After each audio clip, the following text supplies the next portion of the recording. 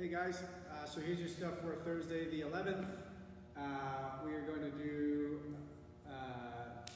one run in the warm-up, just once, and then you're going to do 2 times of everything else, 2 rounds of 5 burpees, chest to the ground, jump and clap. Not too picky on them in warm-up. Sit-ups, touch the ground, touch your toes, right? Use momentum if you want. It's only 10. Air squats. Whenever you're squatting, you're always trying to make them look really good. Heels on the ground, knees out, chest up.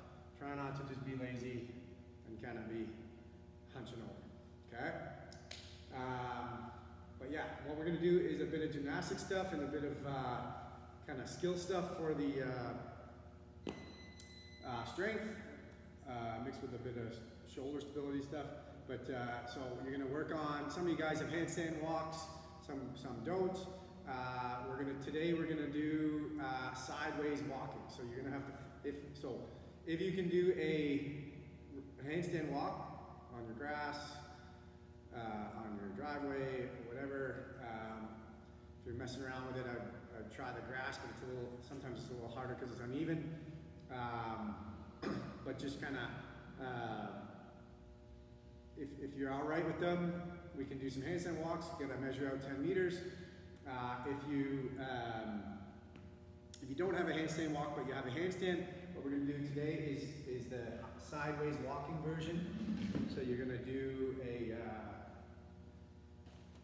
you're gonna kick up, and then you're gonna hopefully have a pretty long wall, maybe a few meters.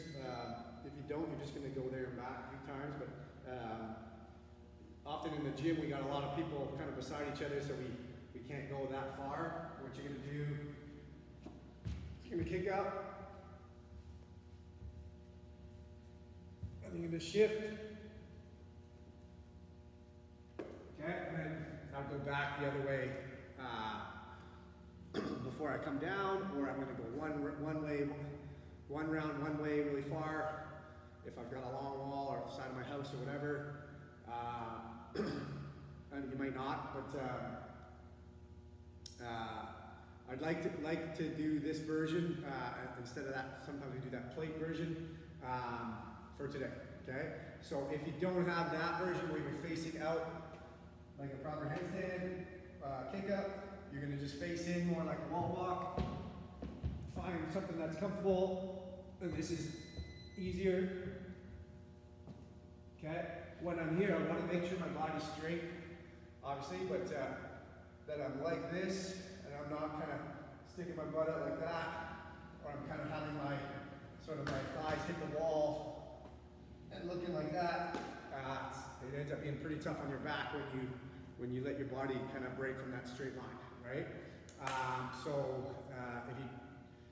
most people will be able to do one of those 2 versions if you can't do a handstand walk. If you don't have a handstand or a wall walk just yet,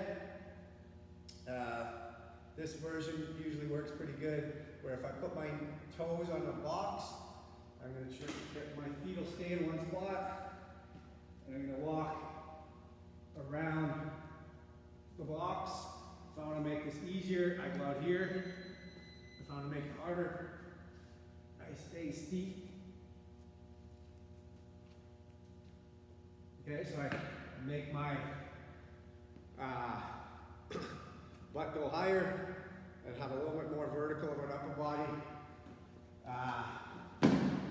Yeah, okay, so play around with those. I would just say spend a couple minutes working on your handstands. Maybe you're working on kicking up properly, or you're working on the different versions, but some people are kind of close to handstands. They gotta kind of mess around with it. So maybe working on the grass might be a good thing, just to kind of get a little bit more confidence than the hard mats in the gym. But yeah, but sideways walking is always a good kind of training your body to take, just like a shoulder tap. You got a bit more time to kind of shift the weight into that hand, shift. Okay. Yeah, L-sits, you're gonna do 30 seconds, and if you can't do 30 seconds in a row, hopefully, and if you can't do 30 seconds, you're gonna break. and then you do accumulate 30 seconds. So if I do 3 sets of 10 seconds, right? But I'd rather you do it unbroken. So if you have, I don't have any parallettes left here, but we're gonna do, you can use 2 chairs, you can use a bench. So you're just gonna be going like this. If you can't do that, you're gonna keep your feet off the ground, don't let your butt hit the bench or the chairs. If you really struggle at this one, put your toes on the ground, right? Unless you have bands that you can tie to the parallettes. I know probably only a few people have parallettes at home. And only a few people have bands at home, but worst case, that's what you're, if you can't keep your feet off the ground at all, put your toes on the ground, try to support with as much upper body as you can, okay? Try to keep that weight as almost like you're pulling your toes up, off a little bit, okay? But that would be kind of scaled down from if you can't do it. I'd rather you do 10 seconds and then break, and then 10 seconds and then break, and then 10 seconds and break, than to make it easy and do 30 seconds in a row, okay? But make them straight legs at first. If you can do that, then pull your legs back in to make that easier, right? Yeah, Turkish get-ups. Either with a dumbbell or a kettlebell. If I'm holding a kettlebell, so I want to find a way to, I usually kind of put my hand towards the thumb side. I want the kettlebell. When I lay down, I can help myself out, but the kettlebell rests in the kind of the back of my forearm pretty comfortably. Okay? If I've got a dumbbell, obviously it's not sitting on my forearm, but I got to find center before I start. Okay? So I'll demo with the dumbbell today, because most of you guys have dumbbells. So this, I don't know if you can see me here. So the left hands are my hand not holding the dumbbells out to the side. My same leg is my kettlebell, or dumbbell is up, and tucked as kind of close to my butt, my heel as close to my butt as possible. I'm going to go onto my elbow, and I'm trying to keep this straight to the sky, right? I don't want it to go over here, I don't want it to bend, right? Keep it going right vertical. That arm should be going straight up. Okay, now I'm going to go onto my elbow, and that arm is still going straight up. Okay, and this is kind of the biggest thing that kind of helps people do it right, is I get my hips up, keeping that thing to the sky, and I get that front foot all the way to the back. And then I'm going to stand up. Okay, on the way down, same kind of, exact same thing, just in reverse. Okay, so I put that same knee down, I put the hand out wide, and then what I'm trying to do is same thing. I'm trying to keep the hip up to get that foot all the way to the front, and then I'm going to go elbow, hand, right? So I can do, we're going to end up doing 2 on the left and 2 on the right. So if it's easy, I would do 2 unbroken, so I wouldn't put it down, and I'd do the two times through on the one side. If it's hard, I would switch sides. So if it's a real struggle for you to be able to do that with the one side, do the one side, break, do the other side, break, do the other, right? And then adjust maybe more or less reps, judging by how hard it is. Usually with Turkish get-ups, we would go, I'd get most people to do a lighter set just to kind of get the hang of it. So maybe do a hold nothing, or hold a water bottle or something, just to get the kind of the movement down. So sometimes people grab the kettlebell that they want to use later, and then they kind of get in their head about the weight, so they kind of are messing things up when they got some weight on there. So just to warm up, maybe you're going to just practice, just kind of repeating the movement. So we're going to go up here.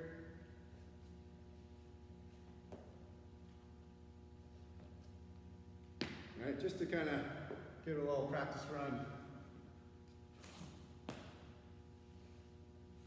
Okay, so biggest thing is that, one, you kind of get all set up properly, and then you get your hips up to be able to get that foot all the way to the back, and then on your way down, you're getting it all the way to the front.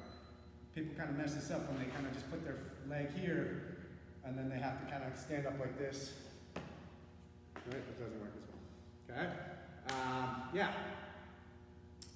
So, like I said, start properly, get set up, get the right leg, same leg as the arm up, get the arm out wide, and it usually goes well. Okay? Yeah, strict pull-ups. So some people have a pull-up bar at home. Some people maybe have something else they can use for pull-ups.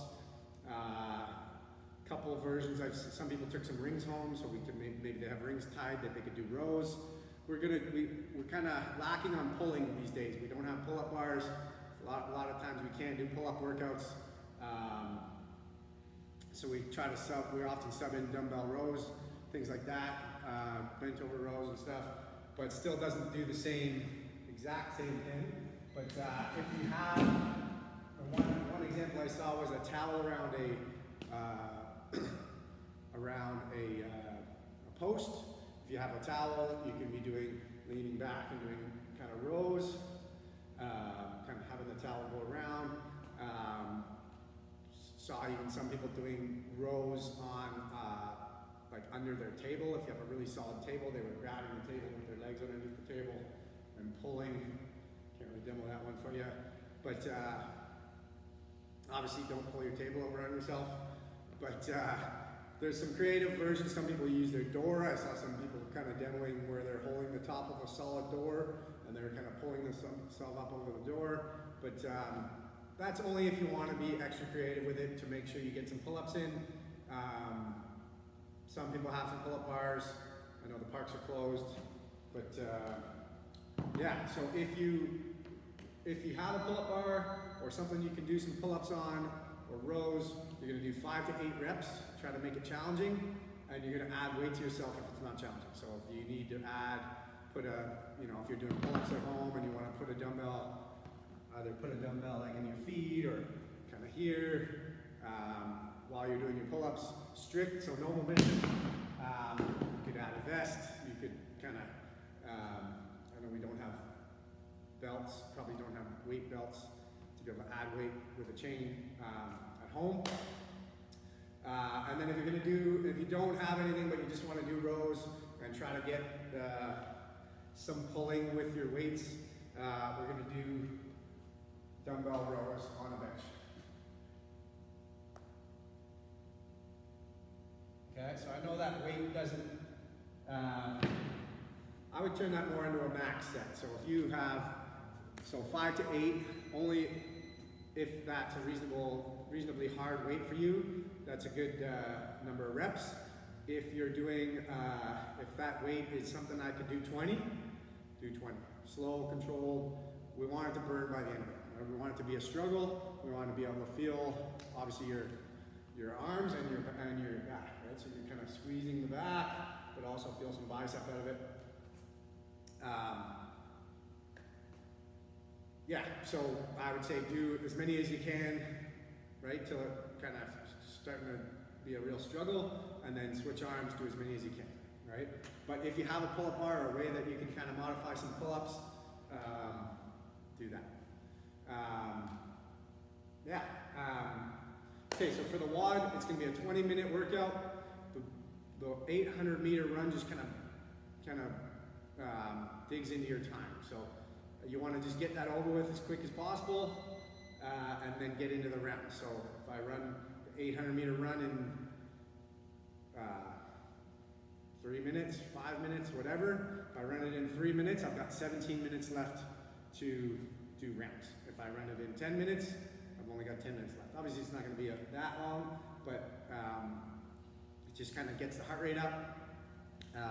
The sooner I get back, I can get into my rounds. So we're going to do wall balls. So if you have a ball and if you have a sort of a good solid wall that you can throw at. So normally the ball for RX in the gym is 20 pounds for guys and 14 for girls. And then normally the RX for heights is 10 foot for the guys and 9 foot for the girls above those marks, right? So when I'm doing a wall ball, I'm going to hold the ball in front of my face, I'm going to squat all the way down, drive up, and throw, right? So it's going to be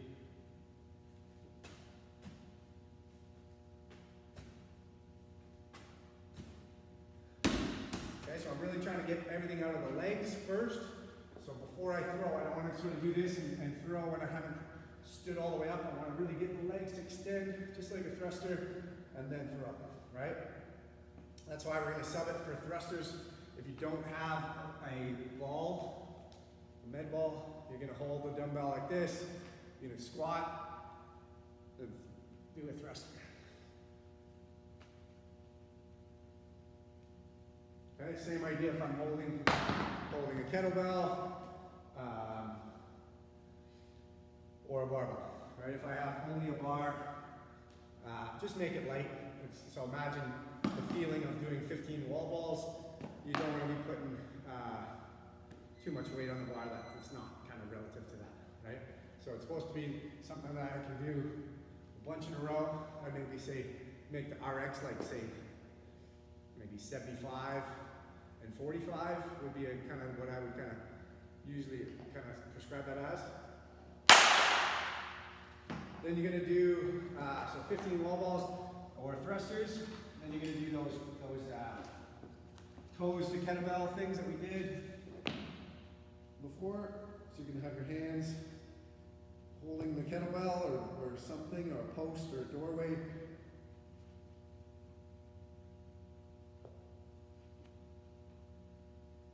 Okay, so it's harder if I make my legs straight. It's easier if I tuck. But there's enough of them today that you don't really have to worry about trying to get that great burn. You'll get it. Okay, it's enough rounds. It's enough reps. Remember, I think we did 10 last time, and later rounds started. The last few reps started to get tough. So you'll find today that doing 15, those last 5 are going to be pretty tough. So box jump overs, it's on the box, down the other side is the rep, right? So it's a 2-foot jump on, and then down the other side. Okay, so it doesn't matter how I get down, it's got to be a 2-foot jump. I don't have to stand up tall, so I can stay kind of tucked like that, right? I don't have to extend like I do on a normal box jump. So I can step down, whatever, as long as I do a 2-foot jump, 2-foot takeoff, 2-foot land, then whatever, okay? So I'll end up kind of on the odd side of the other side of the bench at the end of 15 because it's an odd number. But yeah, so keep track of your rounds. I think it's going to be a sneaky hard one, okay? So yeah, let me know if there's any questions. Send me some videos if you need help.